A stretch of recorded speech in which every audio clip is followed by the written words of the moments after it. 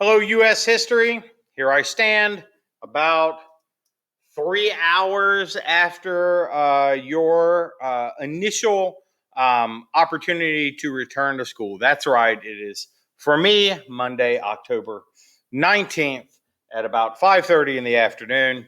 And I am excited to talk to you about liberty and manifest destiny, new voices that are coming up to discuss issues like freedom and people's rights and citizenship and like all those ideas that flow to us out of our best foundations as a country.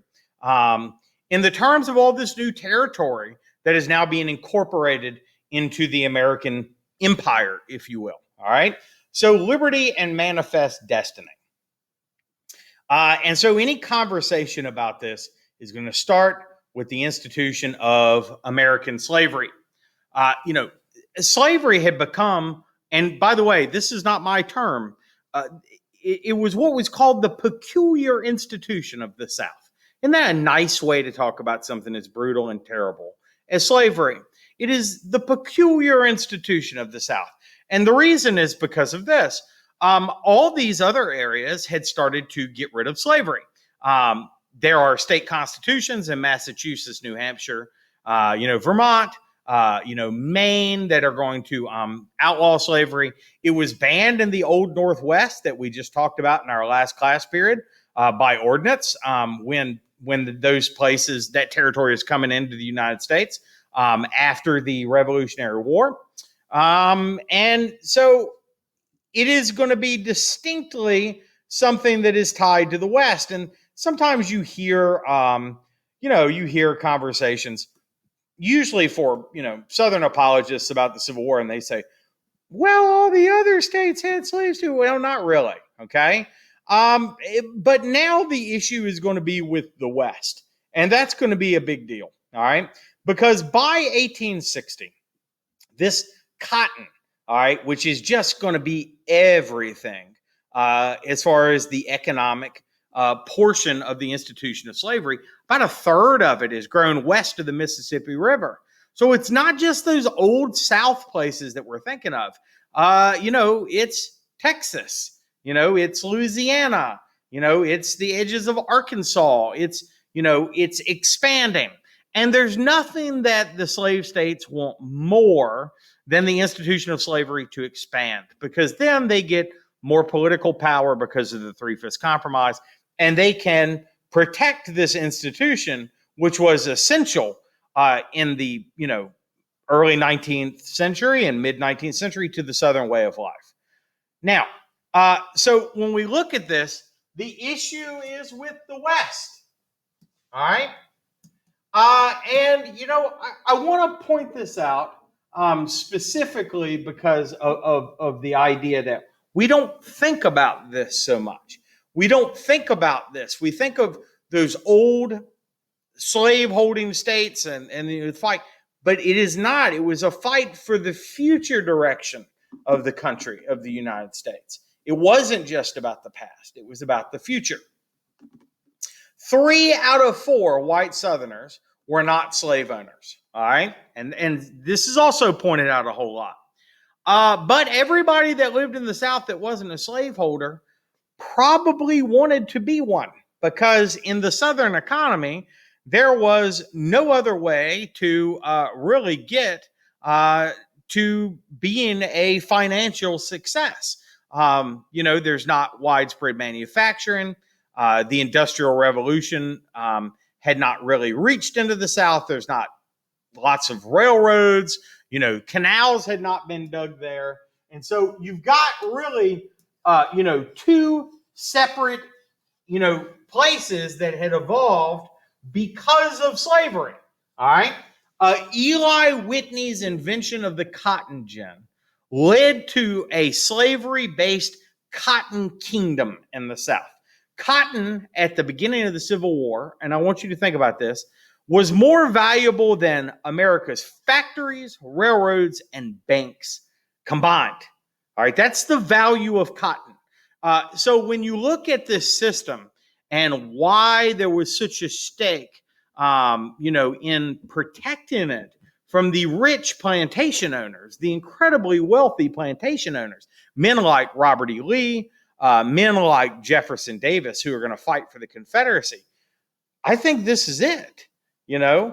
Money makes people do awful things. And there's no way that anyone ever looked at the institution of slavery when it became this disgusting race-based chattel system and said, this is a moral good. This is okay. But people in the South made those excuses in this time period. There was something called paternalism. It says that the master, the owner of the plantation, the person who claims to own people who are enslaved, is like a father. All right, you might recognize some of this message. It sounds like Andrew Jackson as he's talking to the Native Americans to move them off of their lands and starve them to death and steal all of their goods, right?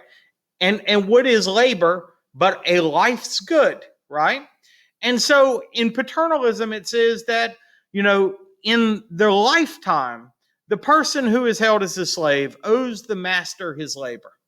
But then the master will protect that person like a father, and in their old age and in their sickness, he will care for them as his own children, that he will feed them and he will clothe them, etc., etc. Whites justified slavery by saying that it was not only moral, but that it was a Christian value and that it was the natural way that the world had been designed.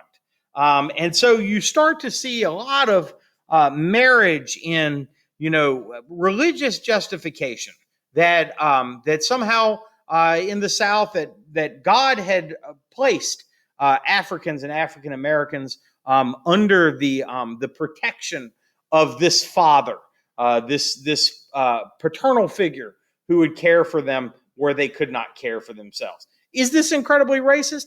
Yes, it is. I think we recognize that. All right. And so if you look at Southern politicians, here's our buddy John Calhoun. He's a huge arguer that slavery is a moral institution. And he says, Black people were never guaranteed equality by the Declaration of Independence, because the Declaration of Independence says we hold these truths to be self-evident that all men and that people who are from African descent would be excluded from that promise. And he argues this. He says, many in the South once believed that slavery was a moral and political evil. But that delusion is gone. We see it now as what it is: the most safe and stable basis for free institutions in the whole world. I want you to wrap your head around this. I know this is kind of talky to introduce these notes, but I feel like this is something that we're losing in this conversation. Is the acrobatics that people will work themselves into to defend something that they can see is wrong, because somehow it benefits them as people. And so his argument here is basically this: that the institution of slavery is the only way that white men can be free, because that labor offers them freedom and stability and success. Dare I say, equality among other white men, life, liberty, and the pursuit of happiness. A gross warping of these values. But it happens all over the South. Okay? But the truth is this: no matter how much the Southern power structure will repeat things like George Fitzhugh saying that the slaves of the South are the happiest and freest people in the world. They don't have to pay bills. They don't have to buy homes. They're given homes. They're given houses. Not all people in America are pleased with this peculiar institution. Increasingly, people will see it not at a distance, but an America that is growing more connected will expose people to the horrors of the slave system as it existed in the South. And you will start to have new voices for liberty, people that will begin to speak against this institution. We already learned about Gabriel Prosser back with our Thomas Jefferson notes, and how in the year 1800 he is going to try to lead a revolution where people held as slaves will arm themselves and rise up and begin to end the institution of slavery. And he's ratted out, and it fails down beside Richmond. But it terrifies white slave owners that are in that area, and it begins the process of clamping down on people and really removing some of the human treatment that people had received because Prosser's rebellion was struck people so much. So another man is going to come onto the scene 30 years later in 1831. All right. These were his favorite Bible verses. And they have cast lots for my people, and they have given a boy for a harlot, and they have sold a girl for wine, and that they might drink. In other words, they had sold and bought people so that they can enjoy the fruits of that sale. Whose possessors will slay them and hold themselves not guilty, and they that sell them say, Blessed be the Lord, for I am rich, and their own shepherds will not pity them. And they covet the fields, and they take them by violence, and the houses, and they will rise up, and they will take them away. And this man will stand in front of the court, and he will say that in this I had a right to liberty or death. If I could not have one, then I would have the other. And this man's name is Nat Turner. So, what is Turner's Rebellion, for those of you who do not know? All right. Turner's Rebellion is an uprising in, again, Virginia, led by Nat Turner, where enslaved people killed over 60 whites. Okay? They would rise up.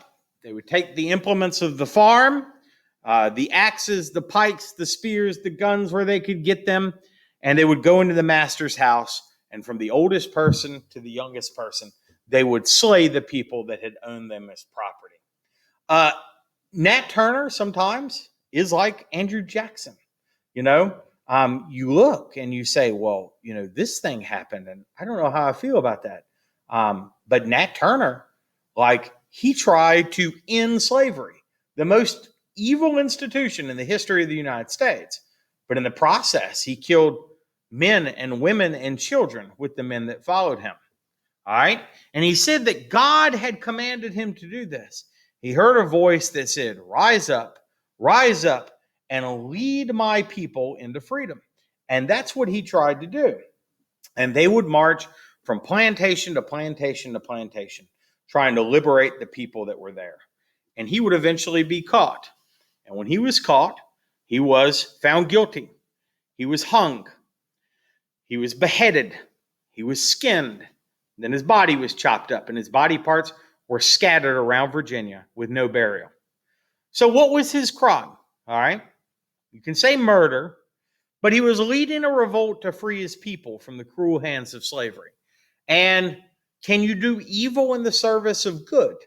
And we get into all of these conflicts, and we have these conflicts that we have to talk about all the time. Andrew Jackson may have had some.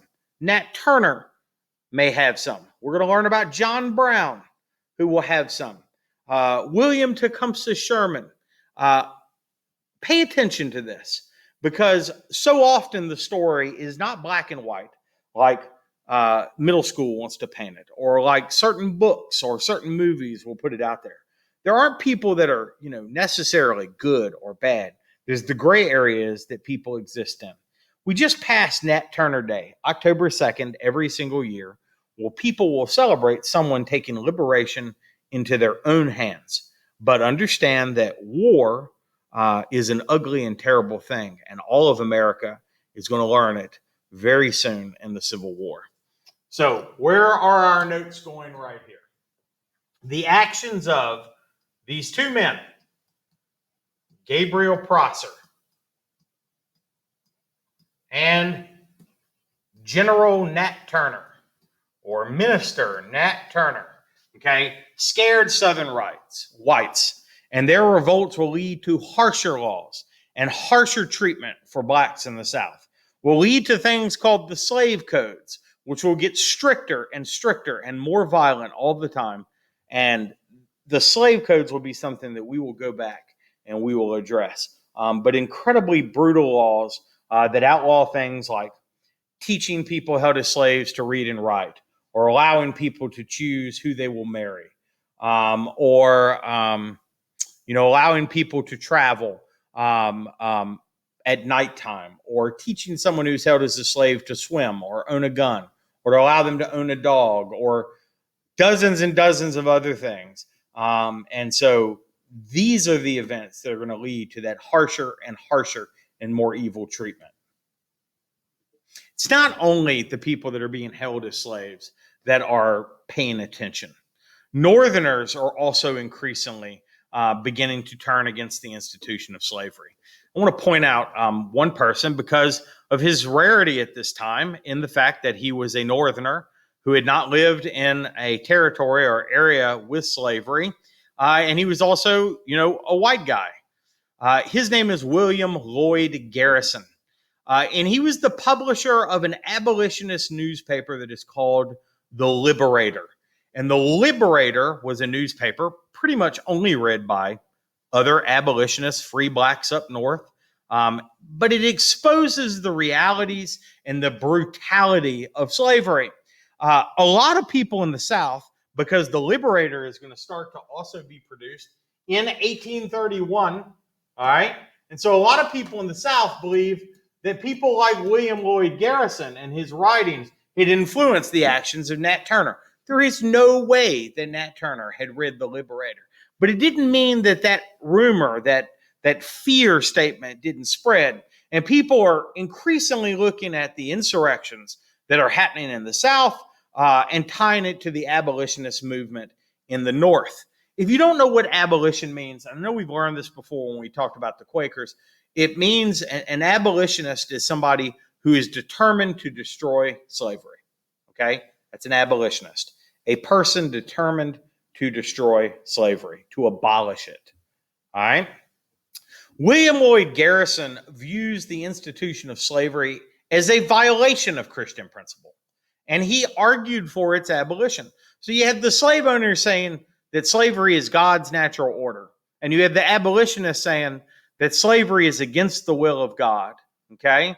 And Southerners are looking at this because men like William Lloyd Garrison, they didn't want to reform the institution or solely emancipate slavery or argue for certain rights for people that are held as slaves. They want to torch a country that allows the Three-Fifths Compromise to be part of our Constitution. They want to start over. They want to say that, any document that would say in its writing to create the government of the United States that a person that is being held as a slave is somehow less than a man, 3/5 of a man, cannot be the foundation for a free and just society. Southerners are going to grow incredibly alarmed by the growing force of the Northern response and by abolitionists in general, people who are devoting their lives to ending slavery. It is freaking people in the South out.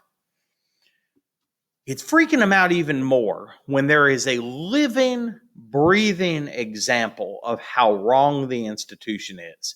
Now, despite popular myth, not a lot of slaves escaped the South. I mean, because the reason that slavery was race-based is if you were in the South and you saw a black person traveling, that should be a sign, right? And so it was very difficult. And I know that, we hear rumors about Harriet Tubman freeing thousands of slaves and that kind of stuff, and that didn't happen, okay? But some slaves are going to escape, and some people that have been held as slaves would be instrumental in fighting back, all right? This is Frederick Douglass. I love this quote. He says, "Men do not love those who remind them of their sins." Okay? Men do not love those that remind them of their sins. So in the Deep South, every time a slave owner were to say, "I'm just, taking care of these people that are being held as slaves because they cannot take care of themselves," Frederick Douglass would speak up, and with the brilliance of his words, and with the heart-wrenching quality of his story, how he learned to read and write on the back of a coal shovel, how he escaped from the institution of slavery, how he, as a man, an incredibly eloquent, intelligent, and gifted man, both at speaking and writing, didn't know his own birthday because no one who was ever held as a slave would be able to celebrate their own life. It tore at the institution of slavery. He is a former enslaved African American who becomes a prominent abolitionist, and he will be part of our story from the 1830s all the way up through the Civil War. Okay? Frederick Douglass's writing and powerful intellect tore at the racial justifications for slavery because be he, whether he was white or black or brown, he was incredibly gifted and intelligent. And his story, The Life and Times of Frederick Douglass, is incredibly powerful. And if any of you are in the classroom and you ever want to borrow a copy of this book, I'd be happy to loan it to you. It's very short and very easy to make its way through, and it's an important part of your education as an American. All right, Frederick Douglass. Now, who do you think is going to join in to these issues of slavery and debating slavery? Well, it's going to be a big thing. Sectionalism has commanded so much of this conversation. People up north looked and said slavery is unfair. It gives the South an unfair power. It gives them an unfair advantage over wages because they don't have to pay people that are doing work. And in the South, they're going to defend it because all labor in the South originates with slavery. All power in the South comes from slavery. And all social institutions in the South were tied to slavery. There are no exceptions to this conversation. Everything in the South was tied to this institution. And if you're in the classroom, you want to talk more about this, I'm happy to. Okay? And so what about the West? All right? The West is going to be where it is shaped because you have these two different areas, these sectional interest areas that are competing for control of the West and for their ideology to control the West. How will the manufacturers of the North move out West and compete with the unfree labor of the South? Okay? And so how will the plantation system of the South work in the West if the North is able to make slavery illegal? All of these things are going on, and a lot of these conversations are being backed by women. If you look at movements in the United States that are progressive movements in the direction of freedom or voting or human rights, and women are behind them, generally that is going to be the direction that our country goes. Women are not as worried about social position. They are braver in the face of inhumanity than men are. So at the same time that the abolitionist movement grows, that has a huge presence from women up north, the Grimke sisters and Elizabeth Cady Stanton and all these other abolitionist women. Also out of that movement is going to break the beginning of the women's rights movement. And this is the movement to give equal rights to women. Women are going to emerge from the abolition movement to begin this fight for gender equality. All of the promises of the Declaration of Independence, life, liberty, and the pursuit of happiness. Well, they say, look, if we're going to fight for this for black men, we should also be fighting for this for white and black women. Okay.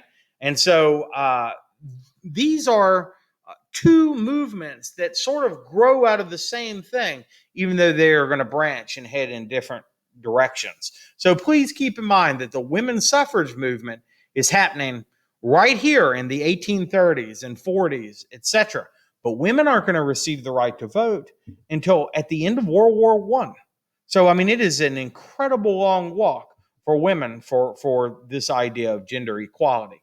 I want you to take note to one of the initial events of women's rights.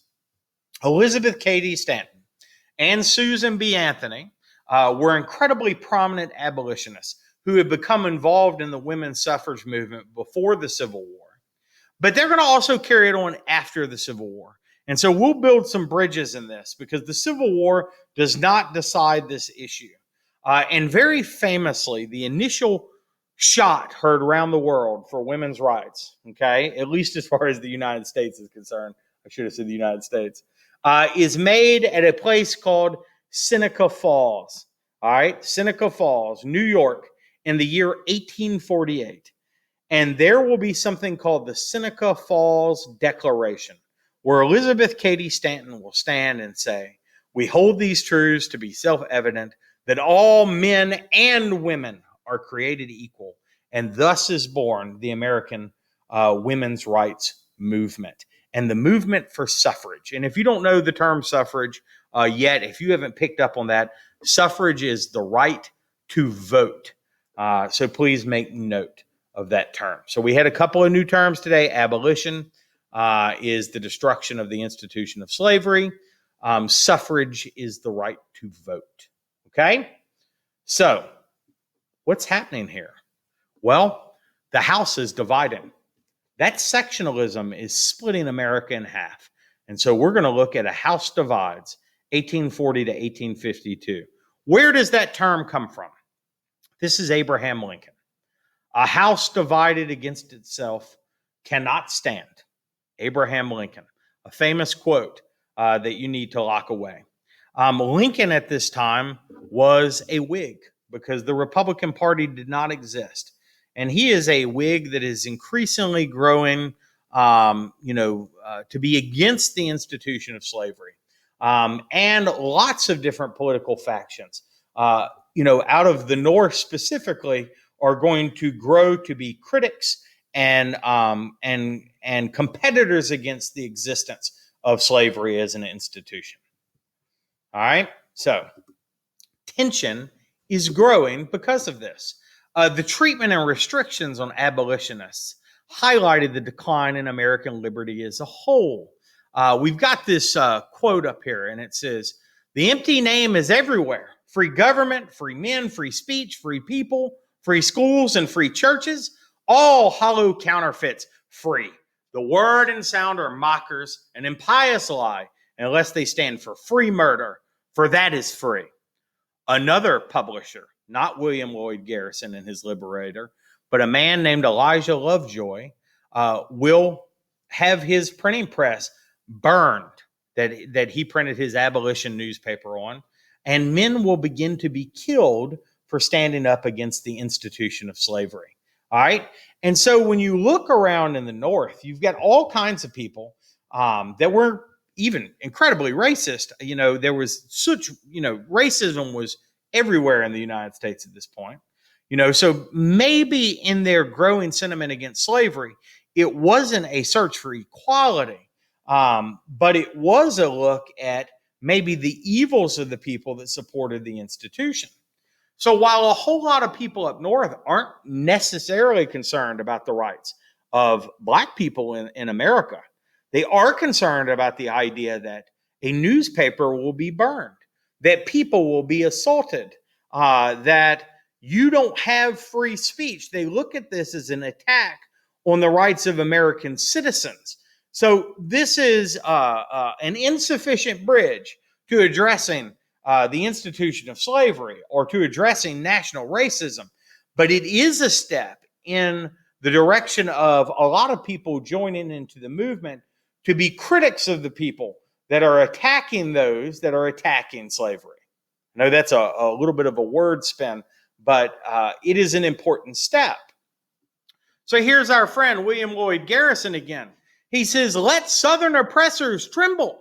Let their secret abettors tremble." An abettor is somebody that helps, an enabler.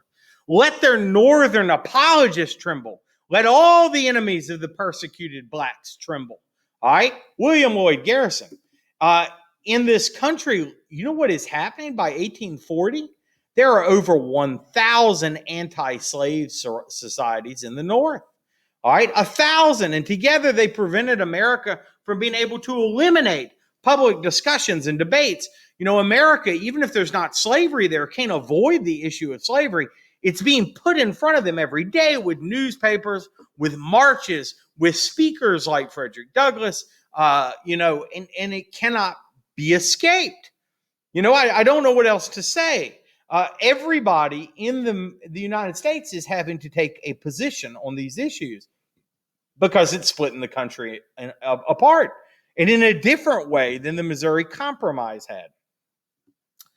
Speaking of the Missouri Compromise, we had a war with Mexico. Remember all that territory? There's a whole lot of territory, right? Texas had come in, slave state, et cetera, New Mexico, parts of, Utah, Nevada, et cetera. California. All of a sudden, California is going to seek statehood. Suddenly, in California, the Treaty of Guadalupe Hidalgo, signed in 1848, give us this land. And 2 years later, there's enough people in California to ask for statehood. Why is that? Well, it's going to be a huge problem because when California petitions for statehood, there are 15 free states and 15 slave states. So where would California fit? Again, the balance will be separated. Okay? And so the question that has to be asked is this: would California be a slave or a free state? Okay, now I want you to go back and remember where Missouri is. In 1820, the Missouri Compromise had established that while Missouri would allow slavery, that slavery would never be allowed above the southern. Oh my gosh! If slavery can't go above the southern border of Missouri, what's going to happen with California? Because the institution of slavery is dividing the state in half. It's dividing the state in half. So how will this be handled? They thought there had been a compromise in 1820 that had forever handled the institution of slavery and the conflict over it. And now in 1850, just 30 years later, we are seeing that this is wrong. So why did so many people flood to California? And why is California statehood such a big deal? I'll tell you why. In 1849, there had been a huge gold discovery at a place in California called Sutter's Mill. This is a picture of Sutter's Mill. And it increases migration to California. All right. And that means that people are moving to California from all over the United States. That's what migration is. People that are moving from within the country. And everybody had heard about this wealth of gold that was in California. And there's gold in them there hills. And they packed up their covered wagons and they loaded up their childrens and they headed all the way out west to California.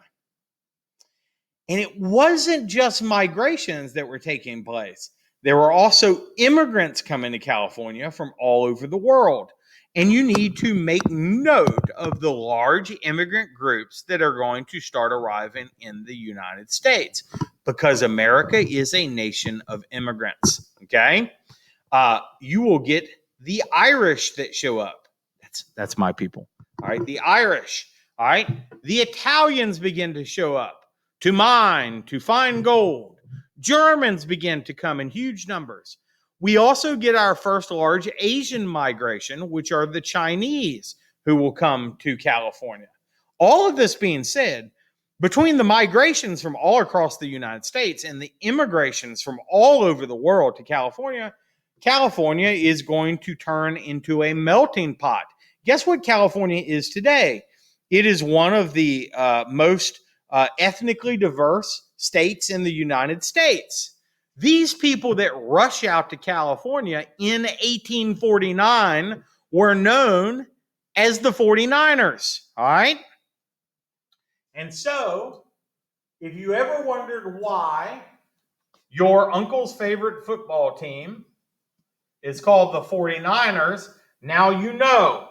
And because of the 49ers, California will probably have the world's most diverse population. Italians, Irish, Chinese people, Jewish people, people that are coming from New York and from Boston and from the South. And they're all going out there trying to get rich. And so many of them go out there that California, within, the space of 2 years, petitions for statehood.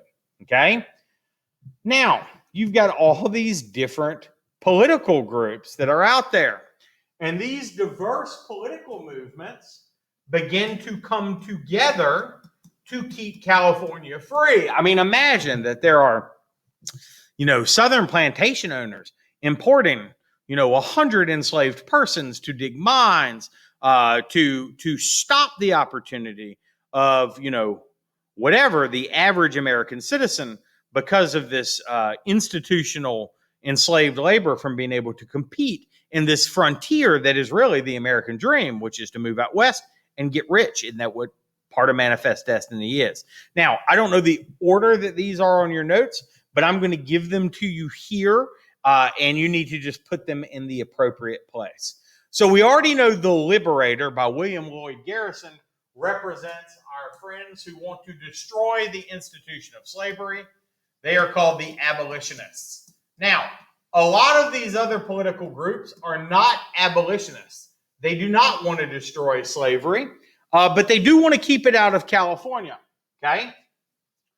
We have the nativists. The nativists are a political grouping that are incredibly anti-immigrant. They don't like all these Irish people and Italians that are showing up out in California, but they're also against slavery coming to California.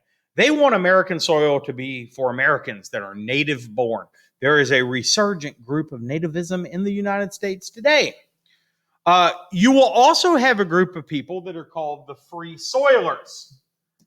The Free Soilers think that slavery gives the South unfair advantage, and they want slavery to not be forced down the throats of people that are going out into the western frontier. They want those people to build Jefferson's empire of small farms and to be able to compete without competing against slavery. The last group, which we also have a little bit of a resurgence of these days, are called the Know-Nothings. The Know-Nothings are, against the expansion of the institution of slavery. And they are also an anti-immigrant group that, will fight against immigration coming to the United States. All of these groups, even though they're incredibly different, all right, they join together because of one thing. They join together to keep California free for all types of different reasons. And so what we see is politics really coming together around a single issue. And we're going to end up with a political party that's platform is stopping the expansion of slavery. And that's going to be when these groups join together with Northern Democrats and Northern Whigs to form a new political party called the Republicans. Okay? So how is California going to be settled? We have learned about a man who is called the Great Compromiser. His name is Henry Clay. He is the guy who wrote the Compromise of 1820, the Missouri Compromise, and he will also write the Compromise of 1850. It is a series of acts and laws. There's a whole bunch of parts to it, but you need to know two things about it. It allows California to enter the Union as a free state. Oh no! Ooh, that's so bad for slave owners. Yay, right? Because it comes in as a free state. And it will begin to upset that political balance a little bit. But all the balances are already upset. All the manufacturing's up north. Almost all of the citizen population is up north. It has been a false premise that has propped up the political power of the southern states because of the 3/5 compromise. So if California is going to enter the Union as a free state, what does the South get? Because they still have political power, and they're going to get something. They're going to get something pretty terrible, okay? They're going to get something called the Fugitive Slave Act. It is part of the Compromise of 1850. It is a strengthening of fugitive slave laws. It basically says that any black person anywhere in the United States could be returned to the South as a runaway, as a fugitive, as someone who had escaped slavery. Now, there are kidnappers, slave catchers that do this for money, that do it as a job.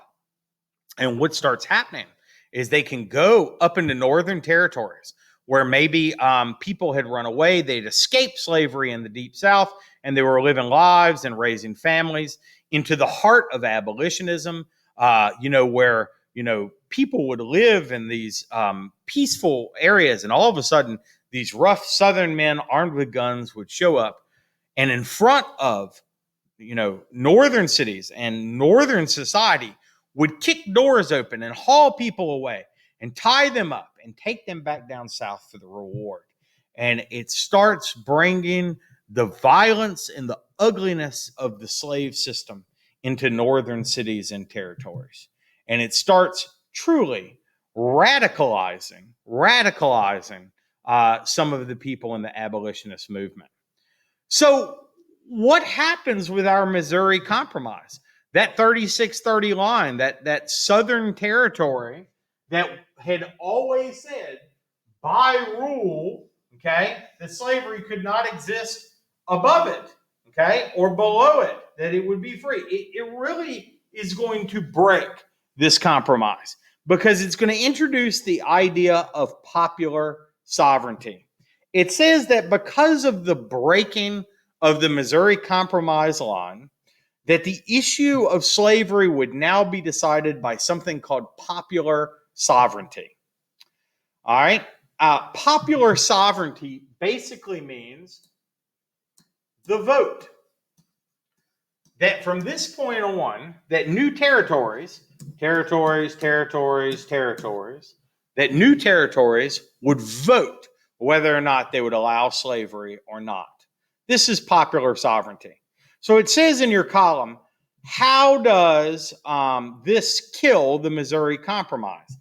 If popular sovereignty comes on the scene and slavery can be allowed anywhere by vote, popular sovereignty, slavery could exist in any state. That means that the future states that are coming in don't have to pay attention to the compromise line. It is broken in 1850, all right? The compromise that was supposed to, again, get us past the conflict on slavery really ensures that the conflict is going to be alive and well. All right, because now slavery is open up to almost any new territory in the United States. And there are so many different groups that exist in the North and increasingly in the West that are going to fight against it. With the entrance of California and the other concessions that are made in the Compromise of 1850, a lot of people did exactly what I said. They thought that the issue, again, has been permanently resolved. It is anything but. We are a decade from the Civil War. The compromise would fracture. It is not going to hold up. And a failure to permanently address the slavery issue is going to come along with a series of awful presidents.